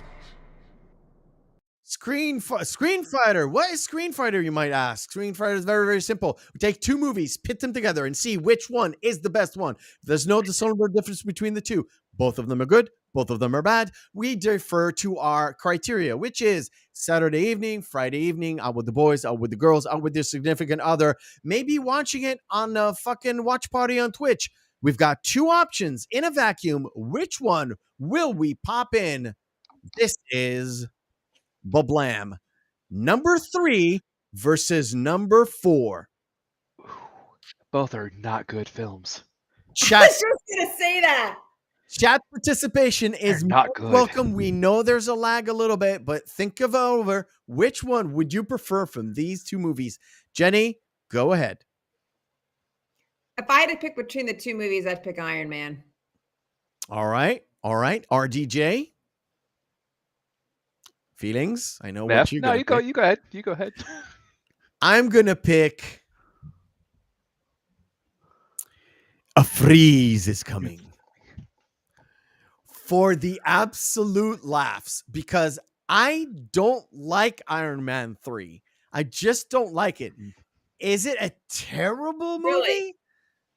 No, it's not a good MCU movie. It's not a good Iron Man movie, in my opinion. I know Batman and Robin is campy and terrible, but it is so bad, it's exquisite. It was the second film with bat nipples. And also, Batman had his own credit card, the Bat card. Yes. Expiration date? Never. I have to go with Batman and Robin just because, again, how much of an inherent meme the film is. Oh yes. What killed the dinosaurs? Yes. The Ice Age. The Ice Age. Oh. Next. Monty Python's Meaning of Life. We just talked about this movie last week. God, I love that movie. Extinction. Have you watched Extinction? I've watched it. Yeah. It's not good. Honestly, I haven't seen either or. Okay, let's do I'm going both to vote for 1983 because it's 80s. So I'll vote for that. Cool. Feelings? I'm going to have to go with Monty Python and The Meaning of Life. It's my favorite Python film. I'm going to watch it tonight. It's so good. It's very, very good. It's a weird movie, though. It's a really weird movie. It's so weird. Yes. It's basically like Flying Circus, but if they made Flying Circus into a film, because it's a whole bunch of little vignettes. They eventually do tie together, but it takes a long time to get there. It's at the very end of the film where it's like, oh, okay, all of these stories were interconnected. It's a little bit of like, it's called a non sequitur, so every little section is a thing of its own, but you get the meaning of it at the end, which is fucking phenomenal. It's a great movie. I think it still has Monty Python, their entire troupe's best song in it, because the Galaxy song is this. Yes, the Galaxy song. Nacho Libre or Meet the Fockers. That's Meet the Parents. Oh, yeah. You know, I wasn't a big fan of Meet the Fockers. I wasn't a big fan, so I'm going to go with Nacho. Okay, cool. Feelings? I'm also going to go with Nacho Libre because I thought Meet the Parents had a good premise to it, and then they just, again, saw cash grab. Let's make a sequel. Yeah, I agree. I don't particularly like Jack Black, but the other movie has Barbara Streisand as a sex therapist. Oh, yes, that's right. And I saw just a little bit. I like tits, just a little bit too much tits that I didn't like. I'm gonna go with Nacho Libre just for a wrestling movie. Is so funny. All right, Gremlins, original Gremlins or Pineapple Express. Ooh, you know, I gotta go Gremlins. I gotta go there. Cool. Feelings? You know, I have to go Gremlins. It was made in the year that made the best films of all time, as we know, Meth. Correct. 1999 does give it run for its money. It has to be Gremlins. Like, for the sheer fact that it has Phoebe Cates in it. Gremlins. Oh, that's right, Phoebe Cates. Yep. Last pairing of the night, because we've got some money. Nice, very easy one. Fantastic Four: Rise of the Silver Surfer, or how to completely eradicate Fantastic Four as a franchise, and Animal House. Animal House all the way. Of course. And my feelings, we're in simpatico here. Of course. Hey, look, I'm a pimple. I'm a zit. Get it? Oh, this is a funny joke for Vix, because every time I'm on something like this, my mom calls. So I got of course. every time, never fails. Never fails. Tell her you love her. Not. No, just kidding. Just kidding. Right. So, what else they say? What do they say? That's mental. I'll be like, you're That's mental. mental. Anyway, because we're literally gonna be here all night if we don't finish this, we quickly jump into Alice Cooper. I'm gonna jump in way further into Alice because Cooper. we already mentioned before the Laverne and Shirley bit, which was yes, just, they did again, the Laverne and Shirley bit, which was they did it really well. I've seen a YouTube video when they did a side by side. Oh, really? Yeah, they did it very, very well. Oh yeah, very, very well. All the time, whenever we're out, we do Shamil Shamagle. They had the steps right. They even had the sort of the expressions. They got all that right. So they go to Alice Cooper and they try to go backstage originally. They accidentally go to the wrong door. They walk outside and they're like, who's that limo? And also he's listed as the most informed security guy. It's Chris Farley. I was like, dude, it's Chris Farley. So yes. Young. It's so young and so not dead. That's hysterical. That is true, man. I'm gonna use that. I'm stealing that when I talk about something that they're so non-dead. Yes, they're so not dead. Love that. I like the fact that he has his Farley-isms where he always does it in like skits in SNL where he like points to something and points to something else, right? Yeah. Where he does the thing where he's stuck in a movement and then he quickly moves up to another movement. It's fucking hilarious, by the way. It's awesome and it's Farley and too bad people have their fucking demons because Chris Farley suffered from the same thing Belushi suffered from. Talk about Animal House. Same Robin Williams. They all same demons. Robin Williams just made it through. And again, remember when I talked about that was weird when he killed himself and Robin Williams was in it. That was fucking so weird. Watching that. Yeah. I was gonna say, Matt, remember I talked about the Confederacy of Dunces, and I'm totally like that will never get made, because Belushi was signed on to be in it, and Farley was signed on to be in it. Yeah, it'll never get made. It'll never get made. And of course, we get to see the man himself, Alice Cooper. And at the time, he was known to be like the next, but he's like Ozzy Osbourne type deal. Didn't have quite the whole ripping over a bat's head kind of tales. Like Ozzy meets Marilyn Manson. Sort of like that. And the fact that he talks to them, he talks about history and sort of thing. And it was like, Really McCoy, or it was like they refer to it as the good land. It was like a moment. By the way, all the band there is actually the band. All the groupies in there, not extras, actually groupies. That's great. That's awesome. And yeah, it was like Pete was actually Pete. So everybody's they kept it to as authentic as possible. Was really, really nice. By the way, they did it on the second movie as well. Just awesome. And they had the classic line of "We're not worthy. We're not worthy." Oh, that's right. Right. Yeah, and then we have the first show where Wayne and Garth are literally stunned by the fact that they have some sort of like an announcer style, like the Tonight Show, where you had the announcer to the side. And they were like, what the fuck is going on here? And of course, Garth's already starting to have a little bit of a panic attack, but yes, that was so perfect because he's using the cue cards. Awesome. And then he flips it and it's like, this man has no penis. And everybody in the booth is losing it. That was great.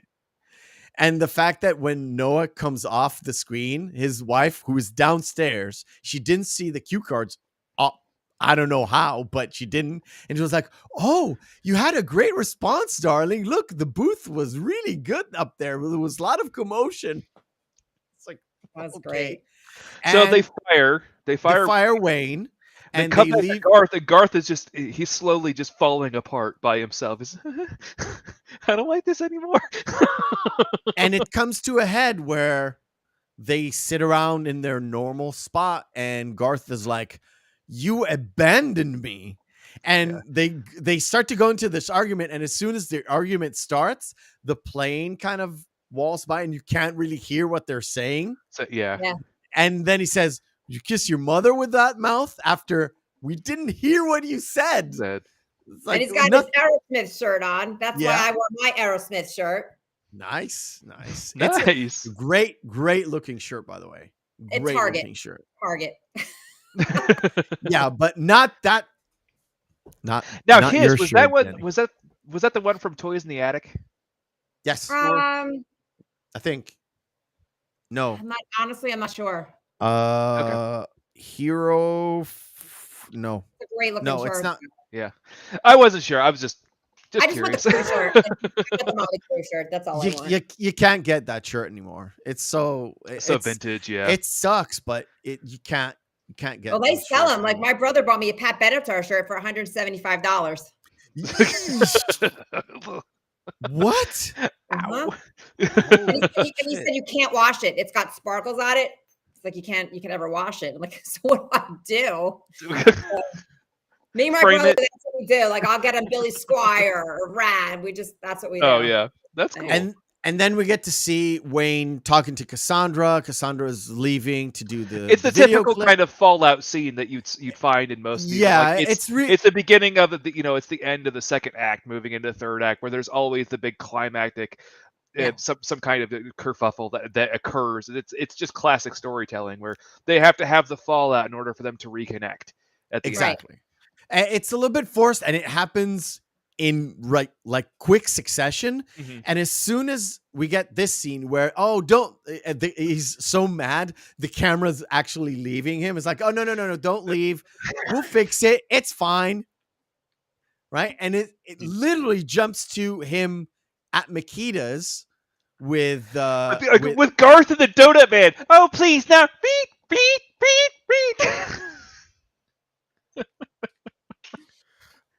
That's so funny. Oh my god. It was so good. There. And then we hear Glenn saying the line where the body is literally is the soul. What you mentioned before. Because he was also talking to the other guy who got laid off. He goes, you know what I would do? You know what else I should do? He's like, what you should do is you should go in there, rip his heart out, and show it to him to show how black it was before he dies. I'm like, I think I'm just gonna make a complaint to the union rep. Yeah. And of course, Wayne sits down with Garth and is like hatching a plan how to get Cassandra back. And he's like, okay, you guys are going to do the...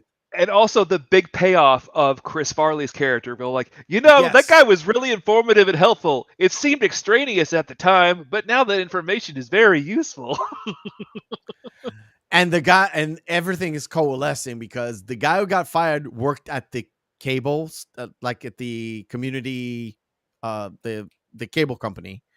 The cop is going to help because he's going to delay Benjamin, and everybody's there to help out. It's like, you get Cassandra, we'll do the rest. And they just leave. They hatch a plan like that and they leave. And then we have one of my favorite the cameo bits. Yeah, it's a cameo where T2 came out a year before, and I know that Mike Myers loves doing these things where he literally does a thing from a movie. So they did it with Laverne and Shirley, and they did it now with this thing where in the original movie, Robert Patrick didn't actually say, "Have you seen this boy?" He's in the original movie. He's in the arcade, and he shows a picture. "Have you seen this kid?" And it's like casual, where "Have you seen this boy?" is from this movie. And Robert Patrick said in an interview, "I keep getting like accosted by fans and being asked to say this line rather than the line that he said in the Terminator 2. In the film. Yep. Yeah. But It's just it's there was just a joke. Yeah, in between And there, this is also juxtaposed with Cassandra doing the whole snake bit with her Oh, on yeah. set at there, and then when Wayne arrives there, his whole speech after he walks like, you know that there is no film in this camera, opens up the camera tin, and then the spool of film just starts pouring out. yeah, just And there. then he starts talking to her and grabs water and starts sprinkling on his face. It's because I love you, and I Yeah. never learned how to read. Yeah, and it's like it's a movie. It's like Oscar clip moment Yeah, for the yeah. awards. I was like, hello. Not really. And you get to see this bit where she's like, go away. And there's like, is that the snake or you? Yes, that you are the snake. Yeah, exactly. And that was kind of her line to go, Wayne, I'm coming. Wayne, yeah, I'm coming. I'm out of here. All right. So they set up everything, and we have we do have that one line with Garth. Oh, Garth, yeah. because Oh, yeah, they yeah, get yeah, Russell. yeah. They get Russell to help them because he goes, "Don't worry." It's like, you don't. Why are you helping Benjamin? If he was an ice cream flavor, he'd be pralines and dick. I use that line frequently. I'm not lying here. Nobody knows where it's from. Yeah. So then they have I use it all the time. Russell kind of acquiesce and like decides he's going to help them. Then we go back to Terry going, "I love you, man. No, Yeah. I really love you, man." And that's when Garth turns over to Russell and is like, "Just say thank you." There. Right there. Look how happy Russell is. He's so happy. He's so happy. And of course they do the ballroom blitz thing. Again, she is actually singing. I love that song, by the way. I love the original song because it actually starts with like, are you ready, Steve? Andy, Mick, we're going. Let's go. And we're starting the song. It's like, oh, I fucking love it. So she's singing. She looks fantastic. And let's see. I want to get to the body cavity search. Well, no, that's not a good picture. It literally zoomed into her tits. Never mind. Never mind. Okay, I missed it. The real important thing is that they're wrapping up at the end, and everyone's down there except for Ben, but because he gets out of the car and just starts waddling. He's waddling. Yeah, that's what I wanted to show. Oh yeah. He gets out of the car and it's like, we know he's been in a cavity search because there's a scene with the cop for like 20 seconds. I just need to check one more thing. Yeah. And they get Frankie Sharp. They have like a snippet of Frankie Sharp turning around, coming to there. And when they actually get there for the first time, turns out Frankie Sharp says, well, you're not ready. I think that's the first part of the multiple endings. Not ready. Yes. Stacy walks out. I know the reason why I've been acting so crazy, Wayne. It's because I'm pregnant. Yeah. And then it's the setups and the payoffs are fucking phenomenal because at the beginning where you had the technician that like there's sparks flying out and he's crashing it with the hammer. This time sparks flying out and Wayne's house is completely engulfed and flamed, and he picks up Garth. It's like, why, God? Why? On the set of what it looks like Gone with the Wind. Yeah. Where the sentence does not come from there at all. And they have the next pan out shot to Benjamin and Cassandra on the beach. We're like, you thought that's how we're going to end our movie? As if. Yeah. I don't know say that again, as if. I love that. Yeah. As if. And let's do the Scooby-Doo ending. Now, what they did was like, it's just to show you the dissolve. Yeah. Which is why I did that. Okay. But that's funny. Go for it. It literally is one of the things that people remember from this movie. It's that that thing. Well, anybody who's seen the movie. But sometimes I sometimes see it in other things. And I don't think those people actually know where it comes from. Like, I've never met anybody who has not seen this movie. I've seen a few. it's old enough to be, it's that. I know Wayne's World because maybe you've seen The Hat, or maybe you've seen, of Mike Myers, but Right. not actually watched The Thing. So they do the Scooby-Doo ending where the whole point is Benjamin is the evil man with the closed theme park. Oh yeah, that was great when they did that. Where it's a setup that they did when they arrived at Makita for the first time. Then of course it has to go. They have to have Garth as Scooby. Yes, they had to have him. Yeah. And they did that, and it's like, let's do the mega happy ending now, where the mega happy ending is Frankie Sharp comes into the Thing, and he offers her a 6-album deal. And by the way, in 1992, getting a 6-album deal is it's like your ticket to multi-million dollars, even though fucking record companies. But don't you think if there was no Wayne's World, there'd be no Dumb and Dumber? I feel. If there wasn't any what? Sorry? If Wayne's World didn't exist, I don't think you'd have Dumb and Dumber, that movie. Really? I don't know, because Dumb and Dumber really was launched off the back of Jim Carrey. Because that definitely, without any Ace Ventura, there wouldn't have been a Dumb and Dumber. Yeah. Yeah, no. That's for sure. Yeah. Okay. And they go into their literally SNL spiel with the whole fish dip thing, where to me, I don't remember where it's from, but it was on an SNL skit, right? Yes. Mm-hmm. Just correct me if I'm wrong, because I don't remember it. At the time, we got SNL, but it was like episode from here, episode from there. It was like 2 weeks late. They didn't even call it NSL then. It wasn't even called NSL. No, it was called Saturday Live. It was called yeah. Live Saturday Night, right? No, Saturday night. No, Live from New York. It's Saturday night. Yeah. Right. Well, no, but the show has always been called Saturday Night Live. In the TV guide, which we added the TV guide then, it said Saturday Night Live. Now it's referred to as SNL. So yeah. But anyway, what's important too, right before then, was all of the lessons that everybody learned. Oh yeah. Yeah. The lesson between Russell and Terry. It's like I've learned today that males can have platonic friendships. Yeah. He shakes his hand. And Benjamin saying, I realize that being rich, chiseled, means chiseled, handsome. You can have almost everything in life, but not everything. Yeah. And of course, we had two, not one, just two post-credit scenes. Yeah. Where at first it was like, I just hope you didn't think the movie sucked. Yeah. Where they move into the audience, and at the very end, they're sitting around. And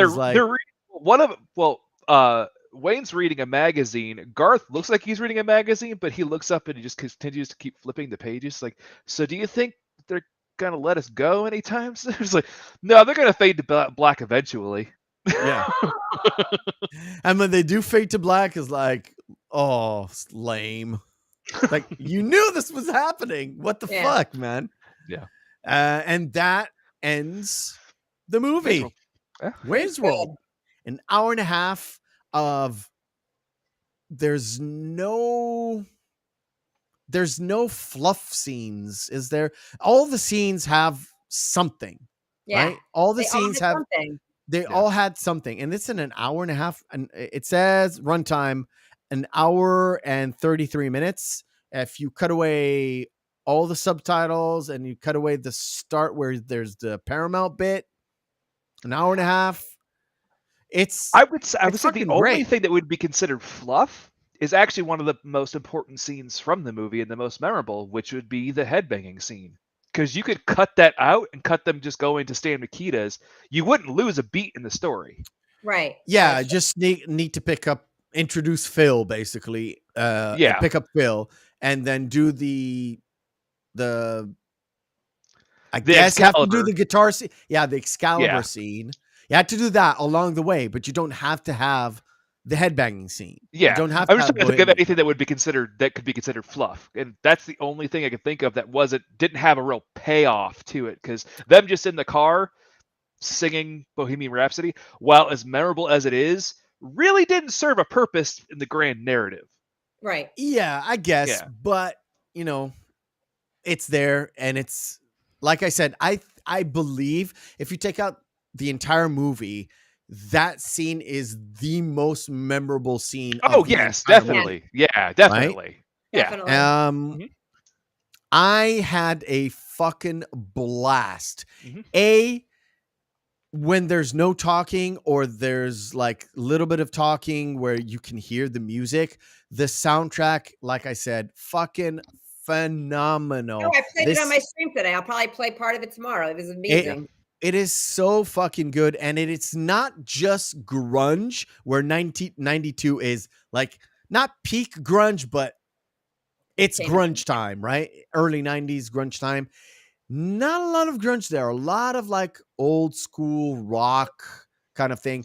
The second was heavy on the grunge. Yeah. Heavy on the Yeah. grunge. So What I more did find funny is they did play Ugly Kid Joe, which is a the, band like no one. Oh, Yeah, the when first scene was is great. the first scene in Stan Mikita's is Ugly Kid Joe is playing. Oh, Yeah. okay. The second time in Stan Mikita's a very old Smashing Pumpkins song is playing. Yeah. Yes, I did. Yeah. It's right before the Foxy Lady. Mhm. You can definitely hear Billy Billy. Corgan. Yeah. Oh, I'm going to tell Jeff Schroeder that. He's the Yeah. guitarist for Smashing Pumpkins. I'm going to let Jeff Schroeder know. I It's told him that he made them. Yeah. it's very subtle and it's very old, but Yeah. it's right before Butterfly. Oh, I forgot the fucking name of I love that fucking song. A Bullet with a Butterfly Wing. Right? Yeah, but Bullet with Butterfly Wings. It's a one album before that, I think. Yes, if I'm not I do mistaken. believe so. Yeah. I think. So it's an old kind of Smashing Pumpkin song. You said Ugly Kid Joe. Maybe I've heard it so many times. It's kind of I forgot the name of the band that did it. Yeah. What is it? Everything there. Yeah, it is. That's the song. Yeah, Everything I Hate About You. Yep, that's the song. Mhm. Yep. And sort of subtly very nice. Nice. It's a really good soundtrack. Let that lie. Mhm. Pacing is good. There's no quiet moments. Everything had a purpose, setups, payoffs, well-defined characters. Wayne is well-defined. Garth is well-defined. Garth has his moments. Wayne has its moments, but it is Wayne's world, so it's mostly Wayne-related things. Right. But we do get to see the cameo, all the cameos. Everyone had a purpose. Just a fun ride. Yeah, that's exactly it. It's a fun ride. It's a great movie. I mean, it's just, I've seen it a million times. And then I woke up this morning and was having coffee and Pop-Tarts in bed watching Wayne's World. I mean, it doesn't get better. Yep. I was laughing. For whoever went through, oh, my camera's fucking off again. Whoever went through that time as a teenager or a young adult, it literally transports you there. But if you 100%. didn't experience that, that is a nutshell experience for basically headbangers at the time, where it was grunge, where it was that thing. That's where Nirvana was born. That's where Pearl Jam was born. That was that time of you. And the resurgence of Aerosmith. Yeah, right? because this was right before. It was after Run DMC. Oh, my camera's really fucking up. No, I forgot the name of that. What was that album? There. Should be good. The first hit off it was Living on the Edge. Big Ones? No, Big Ones. No, I don't remember. But it was the interlude into their rise. Yeah, Living on the Edge came out after hit after hit after hit after hit. Living on the Edge came out '88. Yeah, yep. Sour Girls, Red Hot Chili Peppers. Yeah. So that was it. Literally transports you to that time, or if again you haven't lived there, you get a little snippet of life of a made-up show of made-up thing, but a very like the vernacular, the way people dressed, everything. And I kind of of feel that. like everybody knew somebody like that in high school. Like I've known Everybody had that at high school. Oh, Everybody. yeah. I was the guy of that guy in high friends like school. that. Yeah, I was that guy in high People school. like that. And they don't change. They're still like that as an adult. Those people don't change. It's great. Yep. Yeah. Right. Love it. Cool. Anything to add, Jenny? This was a great time. And I mean, I just loved how we noticed the posters from all the t-shirts. I love you guys notice all those little things that if you didn't have those little things, like they make a difference. Like when I'm looking at like the posters, oh, there's the crew shirt. Like you notice all those little things. And I think it makes it even better.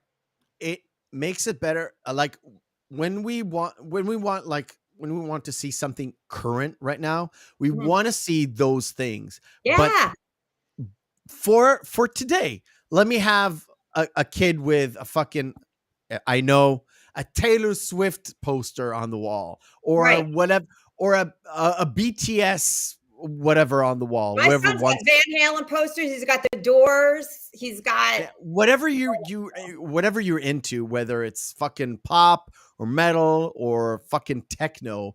Have it. If you're setting up a movie with that kind of theme, have it in the background. You don't have to point out and say, "Oh, look at my whatever poster." Well, it brings you back to a time. Like when I see certain posters on there, it brings you back to a memory. And that's what I think. It's even more than the movie. Now you're creating memories of like, being in your room, just putting posters up and shit like that, sporting your crew shirt from the concert that's got all the dates on the back. Yeah. It just brings you back. So that's another good thing about that movie. And again, you don't point out to it. You just have it in the background and have people. It's like, oh, I missed it. I need to watch this again to notice all the little subtleties of whatever story you want to tell me. Right? Doesn't matter which movie. Just have that little depth of We'll see. What's interesting now is if you notice in modern cinema, those tiny minutia have been replaced with Easter eggs. Because now they want to have callbacks to other properties or like, oh, I remember when I saw that in another movie. Like, no, make up your own. Like you're supposed to have people want to reference your film, not like, hey, so politically correct that they're afraid to do anything because it's like they're afraid. That's true as well.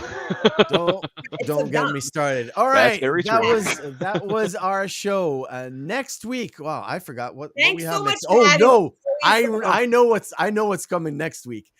Ladies and gentlemen, please join us next week because it's going to be another fun ride. Because next week we are watching Tango and Cash. And I'm going to watch it. I'm going to be in that chat. And we will have the most powerful Mr. Drexel coming back to us. It was supposed to be Nick, but we've got Drex instead. And I don't know which one is better because that movie is great. It's gonna be fun. You've been trying to get a podcast of that movie made for over a year now, so you finally got it.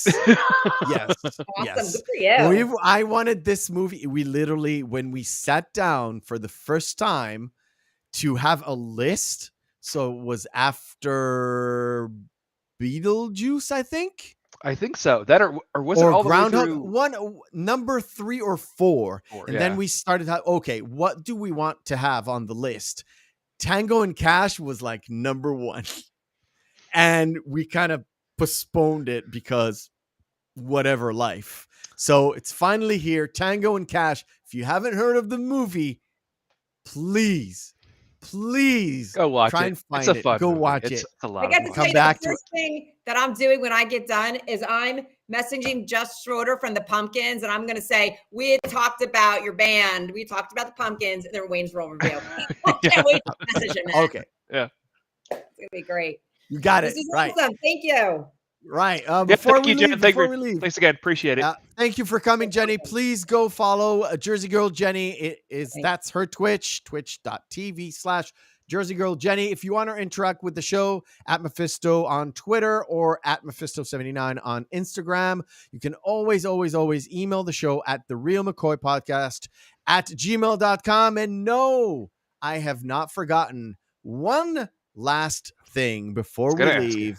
It is the short version of Wayne's World. Wait a minute, let me set it up. Okay. There we go. We'll have it here. The short version of Wayne's World. Here we go. The short version. It's Wayne's World! Wayne's World! Party time! Excellent! My name is Wayne Campbell. I live in Aurora, Illinois. It will be mine. Oh, yes. It will be mine. Ow!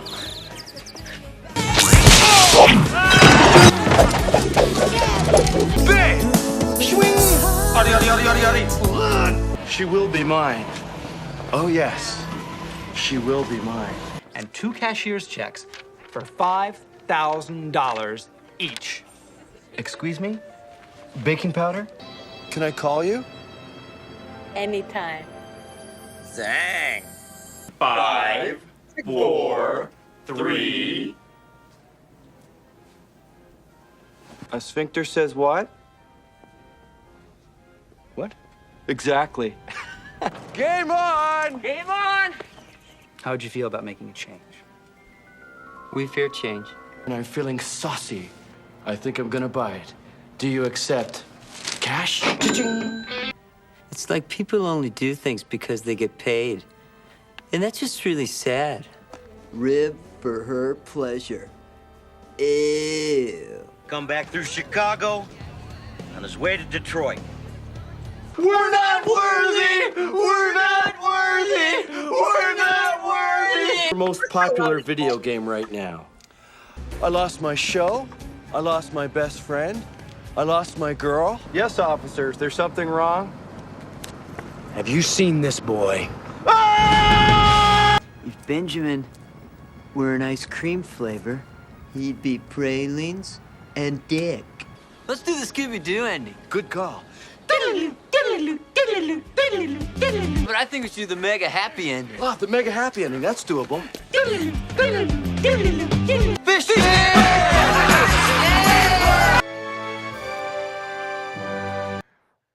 That just makes me happy all over again. Thank you very much. I'm going to jump us around. Thank you very much for joining us. Thank you, Jersey Girl Jenny. Thank you, Jen. Have a great weekend, guys, and we'll see you Zang. next week.